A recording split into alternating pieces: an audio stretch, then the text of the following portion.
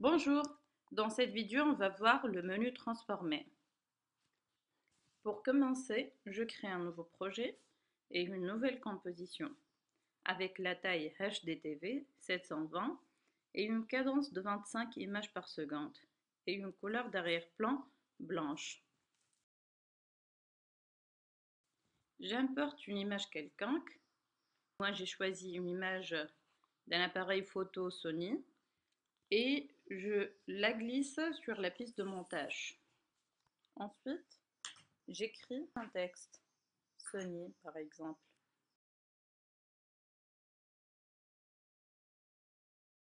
Donc ici sur ma piste de montage, j'ai deux types de calques, un calque de texte et un calque contenant une image. Si j'ouvre cette petite flèche de chaque calque, je trouve un sous-menu qui s'appelle Transformer. Il faut savoir que n'importe quel type de calque contient obligatoirement ce sous-menu. Je vais travailler sur le calque de l'image. J'ouvre ce sous-menu, Transformer, je trouve une liste avec des paramètres modifiables.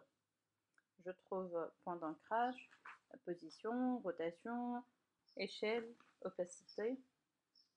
Pour comprendre chaque composante, il suffit de modifier ces données et voir le changement effectué sur ce calque. Par exemple, je viens sur la position et je modifie une de ces valeurs. Je clique sur la valeur et je glisse.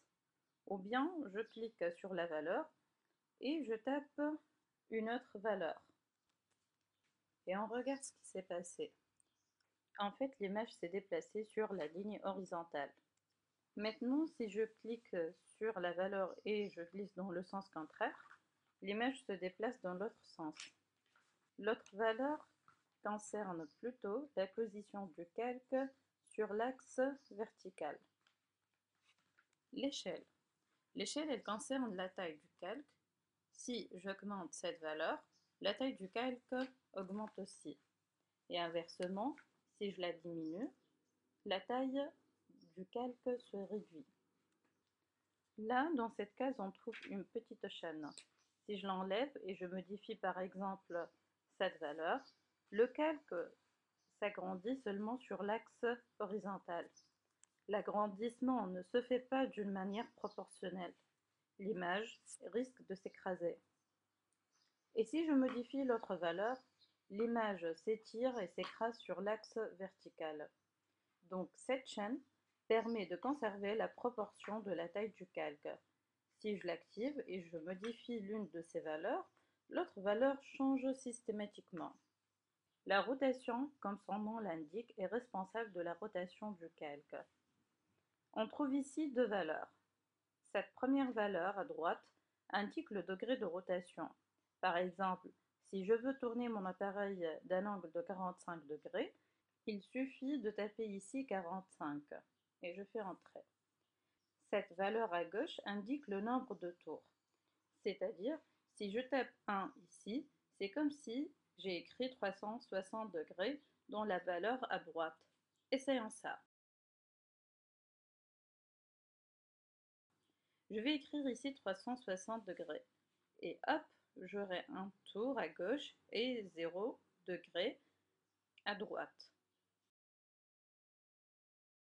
Et si j'écris par exemple 370 à droite, j'aurai un tour dans la valeur à gauche et 10 dans la valeur de degré de rotation. Passons maintenant à l'opacité. Cet indicateur est responsable de la transparence du calque. 100% est la valeur maximale. Quand j'ai 100%, c'est-à-dire mon calque est opaque. Plus je diminue ce nombre, plus le calque devient transparent. À gauche de tous ces paramètres, on trouve un chrono. Ce chrono est magique. On va le rencontrer partout dans le logiciel, dans des situations et des contextes différents, mais avec une même fonctionnalité. En fait, ce chrono indique que le paramètre en question est animable. Autrement dit, on peut créer une animation en modifiant les valeurs de ce paramètre. On va voir comment ça se passe concrètement. Quand j'active mon chrono, je dois mettre en tête que je suis maintenant en mode animation. Je vais vous montrer comme exemple comment faire une animation très simple, juste une rotation de 90 degrés de notre image. À l'instant T0, j'active mon chrono. On remarque ici qu'une image clé se crée sur la piste de montage au moment indiqué par mon repère d'instant. Ensuite, je déplace mon repère d'instant à un moment T2 et je tape ici tout simplement 90 degrés. Donc là, une deuxième image clé s'est créée dans laquelle l'objet est à 90 degrés. Voyons ce qui s'est passé. Pour visualiser notre animation, il suffit de taper sur la touche clavier espace ou venir ici dans le panneau de prévisualisation et cliquer sur ce petit triangle. Donc le logiciel a fait le calcul et l'interpolation entre la première image clé et la deuxième image clé automatiquement. Maintenant, si je veux que mon appareil fait un tour, je modifie la valeur de la deuxième image clé et je tape ici le chiffre 1 et voilà, mon image fait son tour.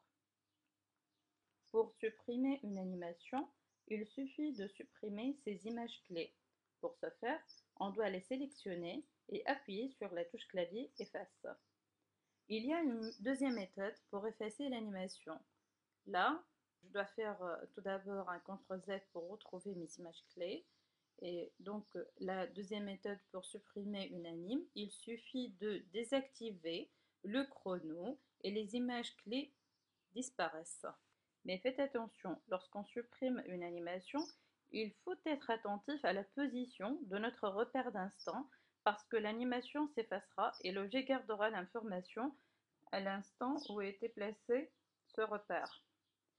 Donc ici, dans notre cas, si je veux supprimer l'animation et que l'objet garde sa position de départ, je dois placer mon repère à un moment où j'ai un 0 degré de rotation.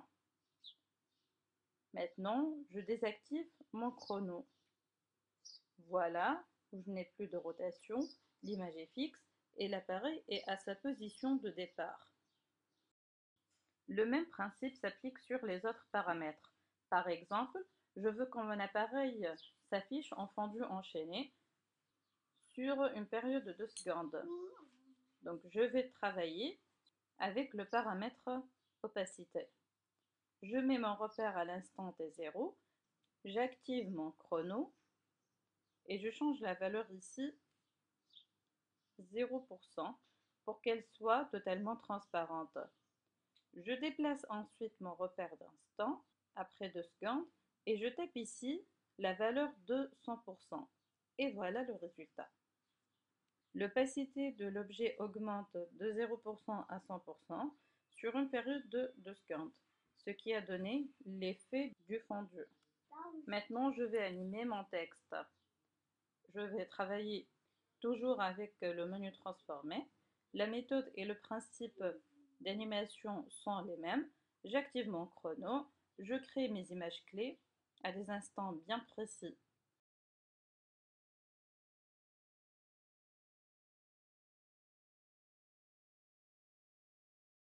Et voici l'animation finale. On arrive maintenant à la fin de cette vidéo. Je vous laisse le plaisir de créer votre première animation et à bientôt dans des prochaines vidéos.